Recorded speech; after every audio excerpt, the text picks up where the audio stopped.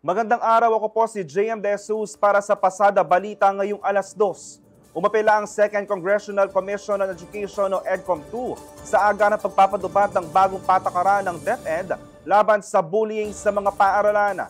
Kasunod ito ng naging pagpirmahan ni Education Secretary Sonny Angara sa Revised Implementing Rules and Regulations o IRR ng Anti-Bullying Act of 2013. Ayon sa EDCOM-2, malaking hakbang ang ginawang reforma ng DepEd para gawing ligtas sa mga paaralan, kabilang ang mas malawak na definisyon ng bullying at mas mabigat na parusa para sa mga paaralang bigong tumugon sa mga kaso.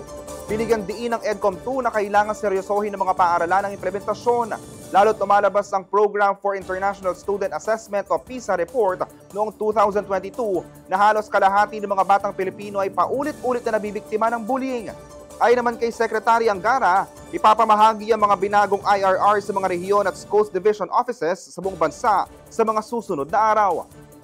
Samantala, hinimok din ng EDCOM-2 ang mga paaralan na isabay sa pagpapatupad ito ang pagsulong ng mental health program sa ilalim ng Basic Education Mental Health and Wellbeing Promotion Act, gaya ng pagkakaroon ng school-based counselors at care centers.